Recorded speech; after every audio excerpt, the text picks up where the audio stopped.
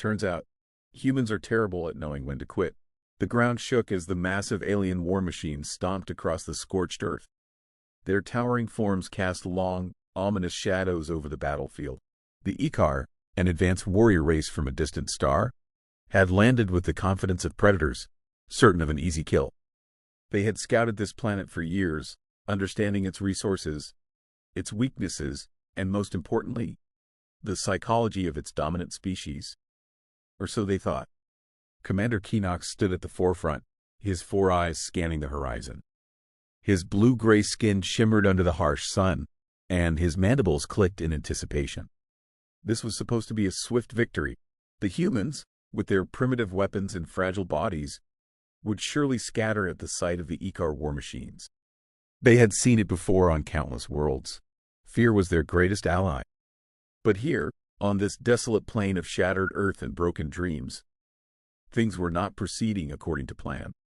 The human forces were not running. They stood their ground, rifles ready, eyes resolute. The front line, a ragtag assembly of soldiers from various nations, stared down the advancing alien war machines with a mix of grim determination and defiant fury. Their leader, Captain Mark Briggs, a hardened veteran with a face carved from stone, barked orders with unwavering confidence. "Hold the line! Don't give them an inch!" Briggs' voice was a rallying cry, cutting through the cacophony of war. Keenox's translator device interpreted the humans' words. He couldn't comprehend why these creatures didn't flee. His kind had assumed that a show of overwhelming force would break their spirits. Yet here they stood, ready to fight, ready to die.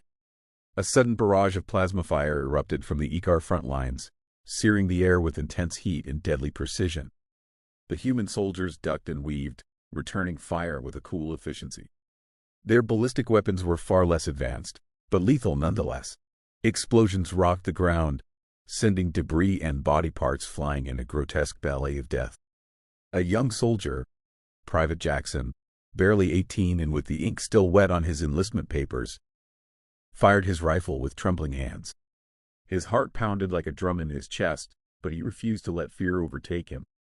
Beside him, Sergeant Morales, a grizzled veteran with a thick beard and a scar that ran the length of his cheek, shouted encouragement. "Stay focused, Jackson. Aim for the joints and eyes. That's where they're vulnerable." Jackson nodded, swallowing hard, and adjusted his aim. He squeezed the trigger, sending a burst of bullets toward an advancing Ikar. The alien's armor deflected most of the shots, but one found its mark, striking an exposed joint. The creature stumbled, and Jackson fired again, this time hitting the alien's eye. The Ikar screeched in pain, its blue blood splattering the ground, and it collapsed. Keenox watched in disbelief as more of his soldiers fell. These humans were tenacious, ferocious even. They fought with a primal intensity that he had never encountered before. His kind valued strength and honor in combat, but these humans fought with something else, something harder to quantify but undeniably potent. Desperation. Human artillery opened up from the rear lines, hurling shells with deafening booms. The explosions tore through the Ikar ranks, sending limbs and machinery flying. The alien war machines, once thought invincible, now appeared vulnerable under the relentless assault. Captain Briggs surveyed the battlefield, his mind racing. The Ikar were formidable, but they were not invulnerable. He had studied their tactics, their strengths, and their weaknesses, and he had one advantage they did not. He knew the heart of a human soldier. "Mortar teams, concentrate fire on the center. Riflemen, keep up the pressure. Show these bastards what it means to mess with Earth." A chorus of affirmations followed, and the human soldiers redoubled their efforts. The air was thick with smoke, and the acrid scent of burning metal filled the atmosphere. The screams of the dying, both human and alien, formed a macabre symphony of war. Keenox's confidence wavered. His forces were taking heavy losses, far more than anticipated. The human stubborn refusal to retreat or surrender defied all logic.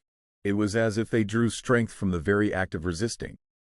In the midst of the chaos, a squad of Ikar infantry broke through the human lines, charging toward a bunker that served as a command post. Briggs saw them coming and knew he had to act quickly.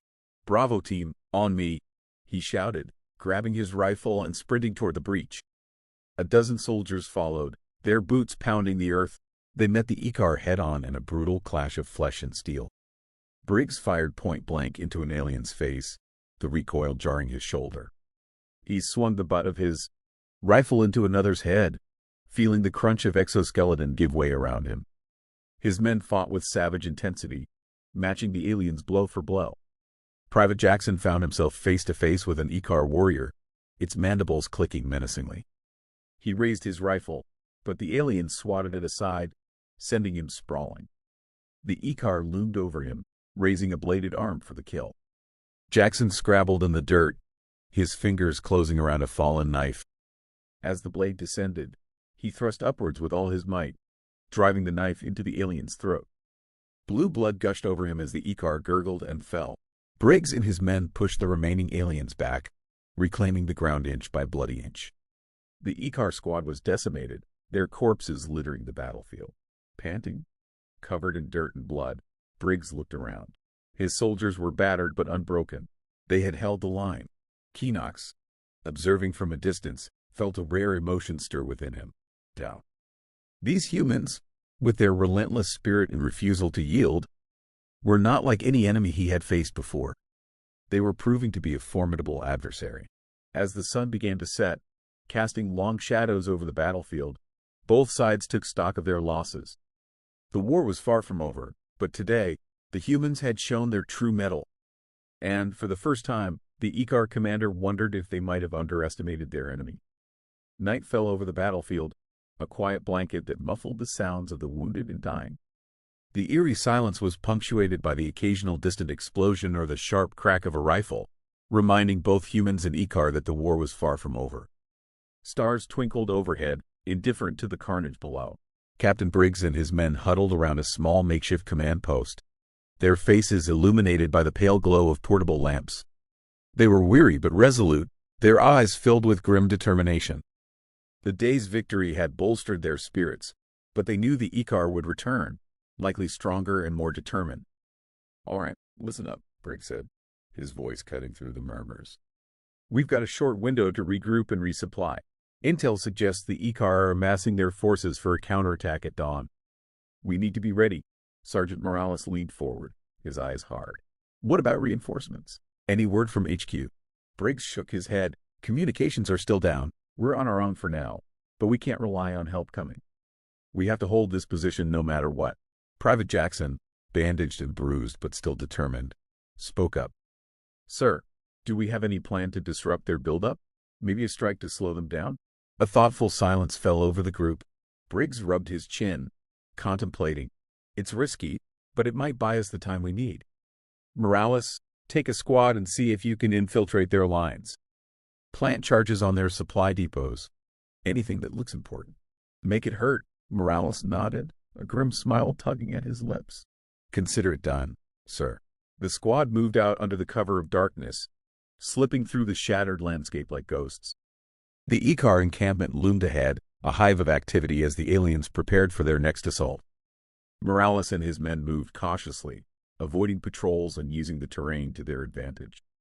Every step was a calculated risk, every shadow a potential threat. As they neared the supply depot, Morales signaled for the men to spread out. They placed charges on fuel tanks, ammunition stores, and key structures.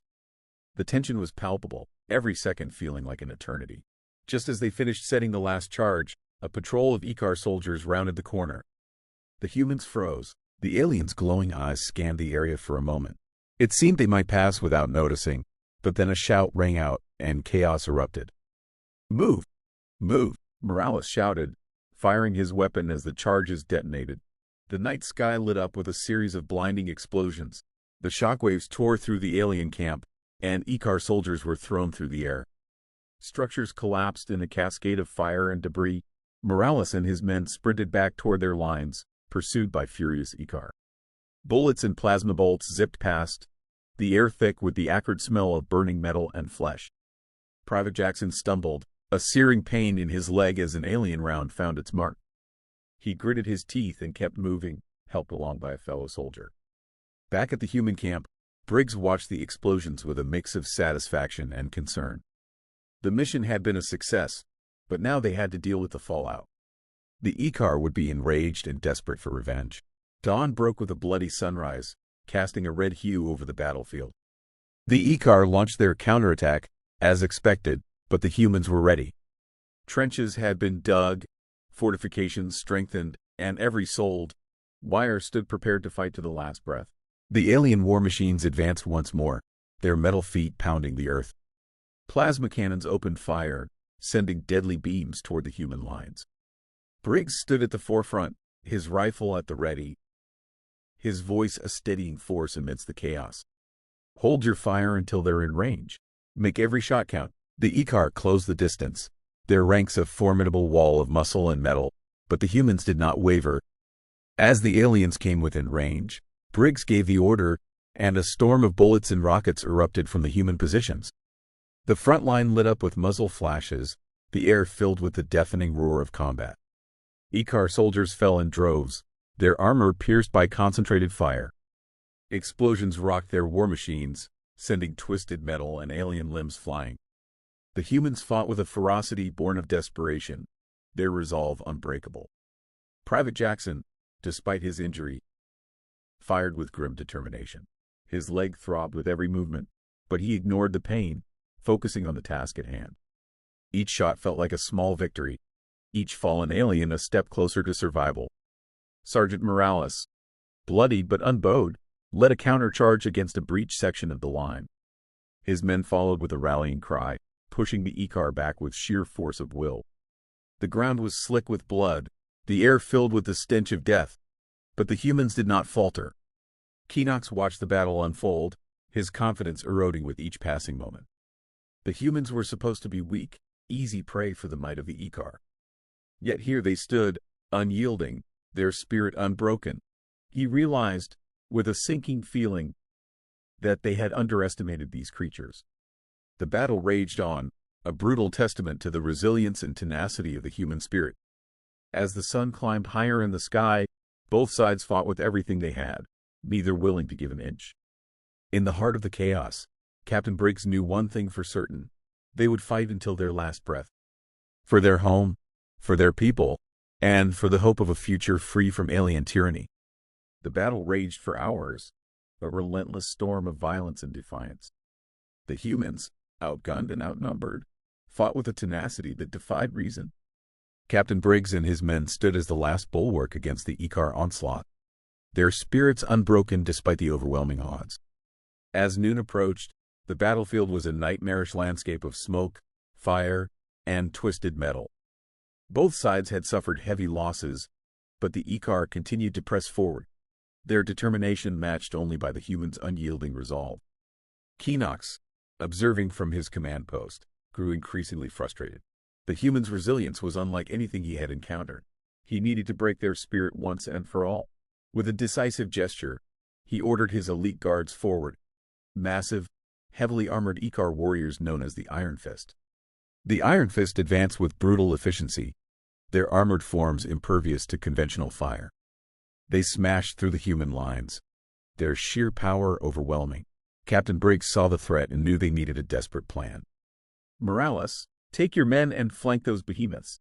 We need to hit them where it hurts, Briggs commanded, his voice steady despite the chaos. Sergeant Morales nodded and rallied his remaining men. They moved swiftly, using the debris and trenches for cover, and maneuvered around the battlefield to flank the Iron Fist. The massive aliens were focused on the front lines, oblivious to the threat closing in from the side. Now, Morales shouted, and his men unleashed a barrage of explosives and concentrated fire. The Iron Fist, caught off guard, staggered under the assault. One by one, they fell, their invincible facade shattered by the humans' relentless ingenuity. Briggs watched with a mix of pride and relief as the Iron Fist were brought down. But the victory was short-lived. A sudden, deafening roar shook the battlefield. From the Ikar lines emerged their final weapon, a colossal war machine, bristling with weapons and glowing with an otherworldly energy.